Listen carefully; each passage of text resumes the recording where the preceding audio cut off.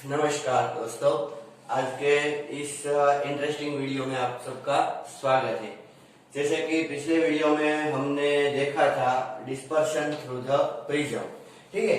और इस वीडियो में हम देखेंगे रेनबो फॉर्मेशन। देखो ये आपको रेनबो फॉर्मेशन दिख रहा है। ओके, ये बहुत छोटा टॉपिक है लेकिन थोड़ा इंटरेस्टिंग टॉपिक है, इसीलिए मैंने सोचा कि ये भी डिस्कस कर लिया जाए। रेनबो फॉर्मेशन आपने देखा होगा। देखो ये बंदा खड़ा है यहाँ पर, ठीक है। रेनबो फॉर्मेशन के लिए क्या चाहिए? सबसे पहली बात तो ये कि रेन होनी चाहिए, ठीक है। रेन हो जाए उसके बाद की जो सिचुएशन ले तो भी कोई प्रॉब्लम नहीं, ठीक है। क्योंकि उसके बाद जो एटमॉस्फेयर में थोड़ा मॉइस्चर हो जाएगा और उस मॉइस्चर की वजह से मतलब कि आप ऐसा कंसीडर कर सकते हो कि एटमॉस्फेयर में ड्रॉपलेट सस्पेंडेड है, पानी की ड्रॉपलेट्स बहुत सारी है, ठीक है। सनलाइट होनी चाहिए, ओके। और जिस साइड भी सनलाइट हो उससे अपोजिट साइड आप क्या ऑब्जर्व करोगे? रेनबो। देखो यहाँ पर रेन है, यहाँ सन है, तो आप रेनबो यहाँ ऑब्जर्व करोगे। फॉर एग्जाम्पल यहाँ पर अगर सन है तो आप रेनबो यहाँ ऑब्जर्व करोगे, और यहाँ पर अगर सन है तो आप रेनबो यहाँ ऑब्जर्व करोगे। उससे हमेशा अपोजिट में ऑब्जर्व होता है। और रेनबो कैसे ऑब्जर्व होता है? सबसे नीचे होती है वायलेट लाइट और सबसे ऊपर होती है रेड लाइट, ठीक है। और इनके बीच में होता है Indigo, blue, green, yellow, orange, red, ये सब लाइट होती है, ठीक है। तो ऐसा किस तरह होता है तो वो हमें यहाँ पता चलेगा। रेनबो फॉर्मेशन पहले तो यहाँ हुआ। देखो ये सनलाइट हुई, सनलाइट में कितने कलर्स होते हैं? 7 कलर्स। उस 7 कलर्स जब इसमें आए तो प्रिज्म में हमने देखा था ना लास्ट वीडियो में कि वो डिस्पर्स हो जाता है। इस तरह यहाँ पर डिस्पर्शन हो गया। तो पहला फिनोमिनन होता है डिस्पर्शन। पहला फिनोमिनन कौन सा होता है? डिस्पर्शन।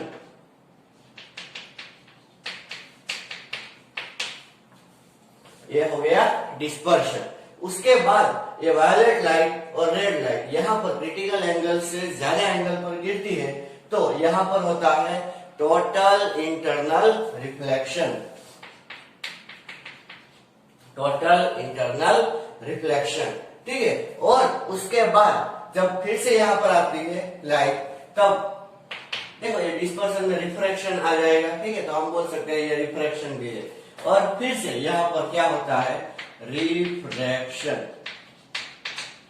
ये जो लाइट है वायलेट लाइट, वो कितने एंगल पे हमें दिखाई देती है? इससे करीब करीब 40 डिग्री पर, ठीक है। और ये जो रेड लाइट है वो करीब करीब 42 डिग्री इतना ऑब्जर्व किया हुआ है, ठीक है। ये 40 डिग्री और ये 42 डिग्री, और इनके बीच में सारी लाइट आ जाएगी। कौन कौन सी सारी लाइट आ जाएगी? Indigo, blue, green, yellow, orange, red, ठीक है। इस तरह सब लाइट आ जाएगी। और उसके बाद में क्या होगा? देखो यहाँ पर अगर हम देखें तो ये रेड लाइट हमें कहीं ऊपर से आती हुई नजर आएगी, जबकि ये वायलेट लाइट है ये कहीं नीचे से आती हुई नजर आएगी, ठीक है। उसको मैंने यहाँ पर एक्सप्लेन किया है कि ये पहला पानी का ड्रॉपलेट है, ये है दूसरा पानी का ड्रॉपलेट। पहले पानी के ड्रॉपलेट में से रेड लाइट और दूसरे पानी के ड्रॉपलेट में से वायलेट लाइट, ये दोनों मिक्स हो जाएगी। इसीलिए हमें क्या दिखेगा कि सबसे टॉप पर कौन सी लाइट है? Red light. और सबसे बॉटम पर कौन सी लाइट है? Violet light. देखो आप एक ऐसा ऑब्जर्व करो कि यहाँ पर ऑब्जर्वर है, ठीक है। तो उसको अपने से 40 डिग्री पर और दूसरा 42 डिग्री पर, 40 डिग्री पर कौन सी लाइट दिख रही है उसको?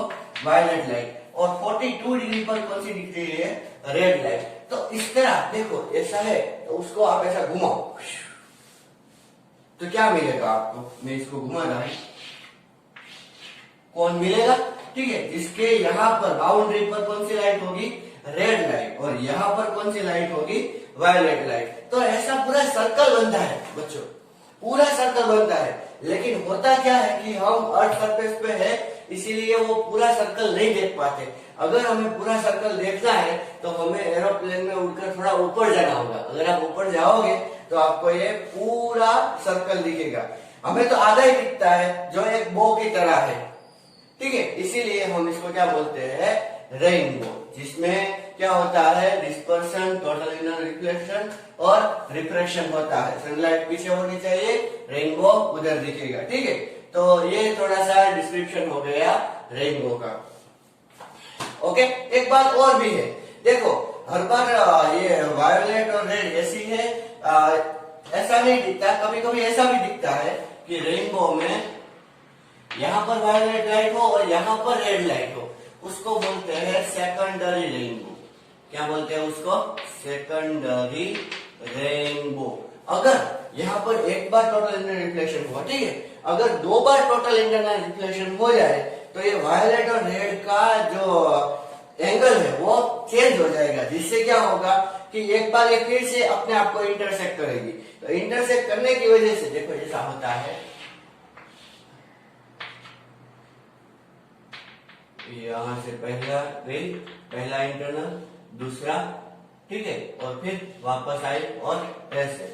तो इस तरह 2 टोटल इंटरनल रिफ्लेक्शन होंगे तब ये दोनों अपना ऑर्डर चेंज कर देगी, जिसकी वजह से आपको रेड नीचे और वायलेट ऊपर दिखेगा। उस रेनबो को क्या बोलते हैं, सेकेंडरी रेनबो। और ये थोड़ा शार्प नहीं होता, ये ब्लर होता है।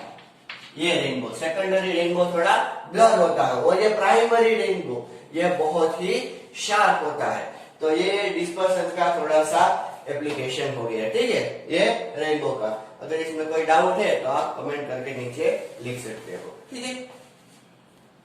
ओके, तो अब दूसरा फिनोमिना, पहला हमने देखा रेनबो फॉर्मेशन, और दूसरा फिनोमिना हम देखेंगे scattering of light.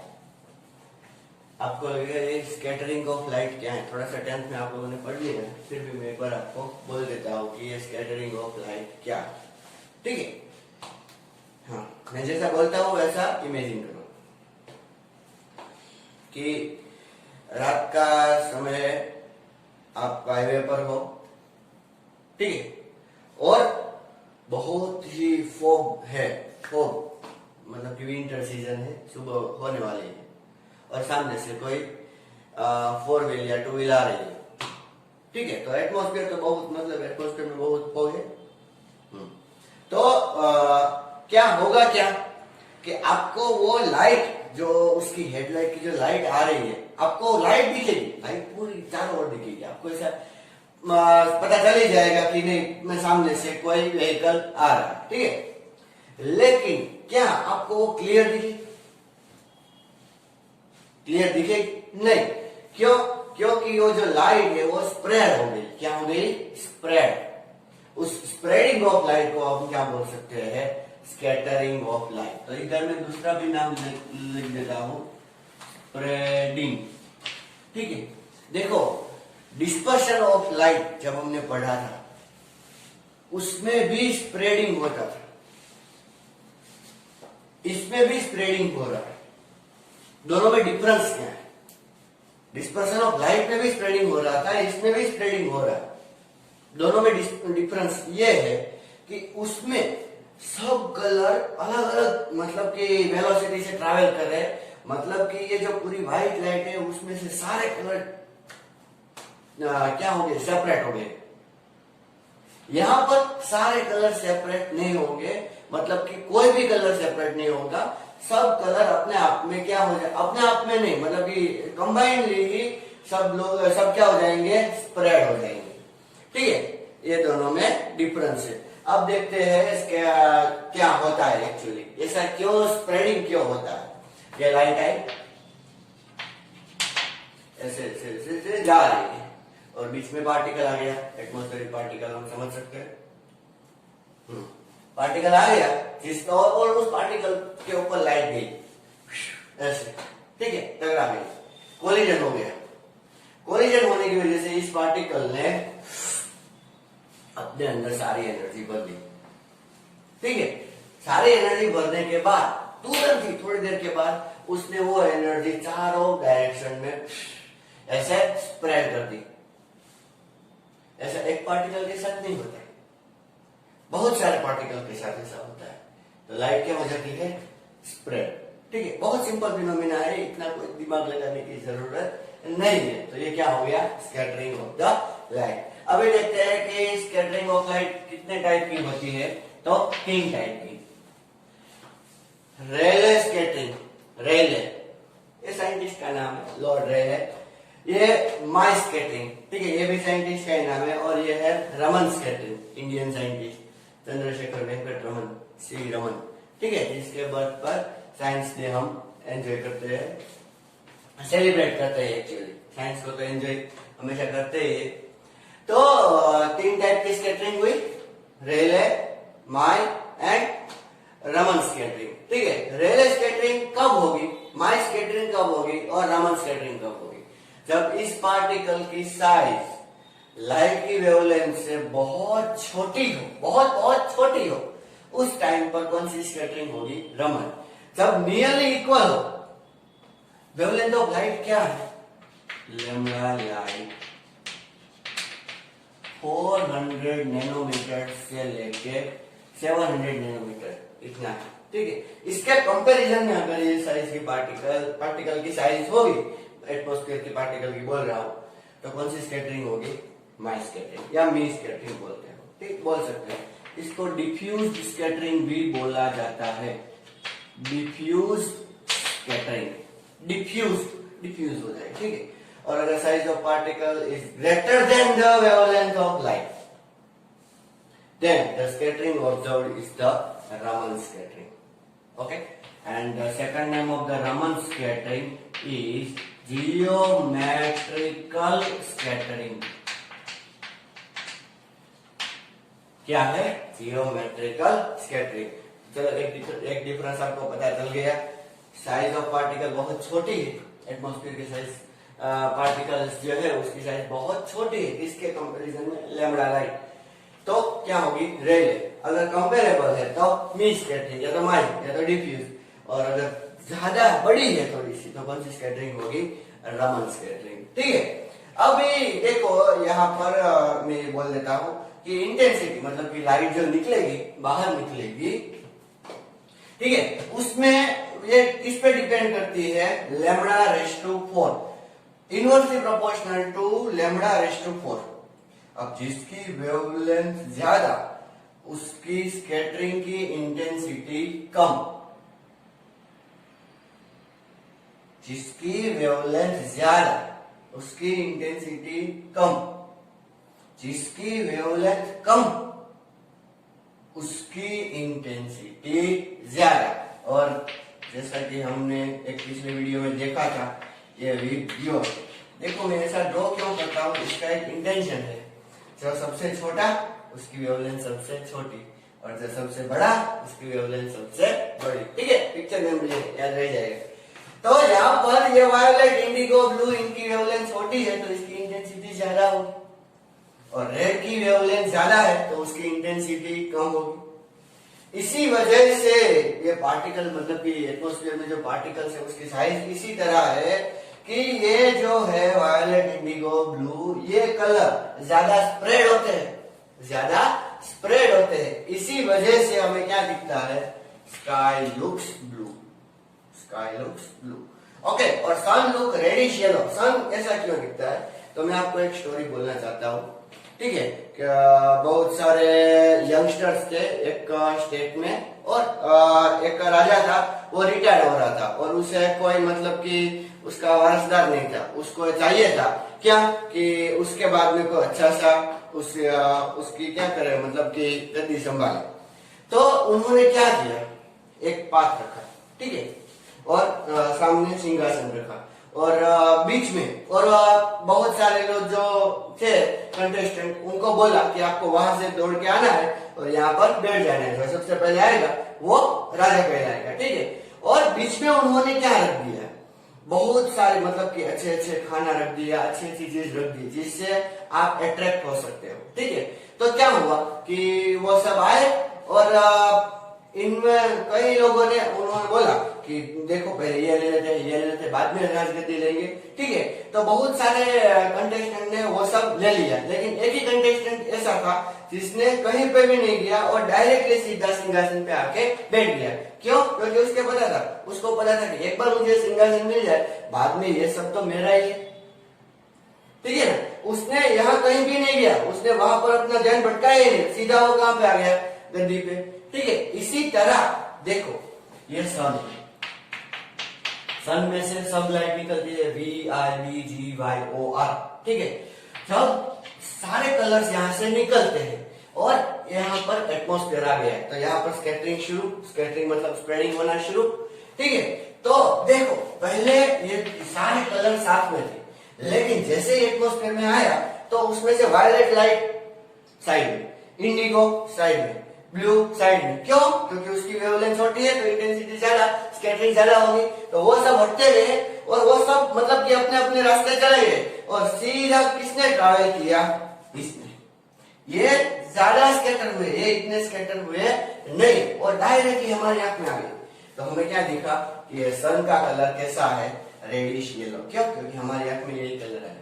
Noon time में अगर आप देखोगे तो ऐसा नहीं दिखेगा, आपको ये कब दिखेगा? At the time of sunrise and at the time of sunset, ठीक है। तो ये किसकी वजह से होता है? रेले स्कैटरिंग की वजह से। अब जब पार्टिकल की साइज थोड़ी सी कंपेरेबल हो जाए तो ऐसा कुछ रिलेशन नहीं होता, सब कलर इक्वली इंटेंस स्प्रेड होंगे, जिसकी वजह से अगर आप सब लाइट को मिला दोगे तो आपको कौन सी लाइट मिलेगी? White light. जिसकी वजह से हम क्या बोल सकते हैं कि क्लाउड में, क्लाउड देखो मतलब हमें क्लाउड क्यों दिखता है और पार्टिकल क्यों नहीं दिखते? क्योंकि पार्टिकल की साइज छोटी होती है बाकी सब पार्टिकल की, और क्लाउड पार्टिकल की साइज थोड़ी बड़ी होती है, इसलिए वो हमें दिखते हैं। तो उसकी साइज बड़ी होगी तो कौन सी स्कैटरिंग होगी? माई स्कैटरिंग। तो वो इंडिपेंडेंट ऑफ वेवलेंथ है, सारे वेवलेंथ मतलब कि सारे कलर एक साथ जाएंगे, सारे कलर एक साथ जाएंगे, जिसकी वजह से क्लाउड के साथ दिखता है व्हाइट, ठीक है। और ये जो है रमन स्कैटरिंग, ये आप लोगों ने शायद 10th में पढ़ लिया होगा कि वो रमन स्नैकल इफेक्ट है, कुछ टिंडल इफेक्ट है, ठीक है। बहुत सारे मतलब एक सोचो कि आप एक रूम में बंद हो जिसमें बहुत सारा धुआं है और कहीं पे होल है और ऊपर से लाइट आ रही है, लाइट आ रही है तो आपको उस लाइट का पूरा पाथ दिखेगा। क्यों? इस स्कैटरिंग की वजह से। कौन सी? रमन स्कैटरिंग की वजह से। ये पार्टिकल के साथ कोलाइड होगी, ऐसे ऐसे ऐसे ऐसे ऐसे ऐसे ऐसे ऐसे होगी और ये स्कैटरिंग होगी, जिसकी वजह से हमें देखो ये इतने में ही जाएगी लाइट, इतनी स्कैटर नहीं हो पाएगी, तो हमें क्या लगेगा? ये पूरा पूरा पाथ है। अगर धुआं चला जाए और बाद में अगर आप देखो तो फिर आपको ऐसा दिखाई देगा नहीं। तो वो कहां पर दिखाई देता है? मतलब कि वो किस वजह से हुआ? रमन स्कैटरिंग वजह से, रमन स्कैटरिंग की। अभी जो सब्सटेंस होते हैं या हमारी बॉडी है उसकी इलास्टिसिटी कैसी है, मतलब कि किस तरह मेजर किया जाता है? तो ये रमन स्कैटरिंग को यूज करके मेजर किया जाता है। अभी आपके सिलेबस में ये नहीं, या तो अभी हमारा लेवल ही ऐसा नहीं होगा कि इसको फोटो इलास्टिसिटी को रमन स्कैटरिंग से डिटेल में पढ़े, ठीक है। तो हम सिर्फ इसको ऐसा ही देखेंगे कि इसका यूज यहाँ होता है, ठीक है। हाँ, एक चीज मैं बोलना भूल गया, ये रेले स्कैटरिंग जो है यहाँ पर स्प्रेडिंग मतलब सभी साइड होता है, यहाँ पर भी ऐसा होता है, लेकिन यहाँ पर ऐसा पॉसिबल नहीं हो सकता। क्यों? क्योंकि पार्टिकल की साइज थोड़ी बड़ी है इसीलिए। और ये इलास्टिक स्कैटरिंग है, इलास्टिक, ठीक है। ये भी है इलास्टिक स्कैटरिंग और ये है नॉन इलास्टिक स्कैटरिंग, ठीक है। तो this is all about scattering of the light, okay. और अगले वीडियो में पॉसिबल है तो हम एग्जांपल देखेंगे या फिर अब माइक्रोस्कोप, टेलीस्कोप वो सब देखेंगे। और ऐसे वीडियो देखने के लिए आप इसको सब्सक्राइब कर सकते हो, ओके। और जहां कहीं भी आपको कंफ्यूजन हो तो आप मुझे बोल सकते हो। नमस्कार।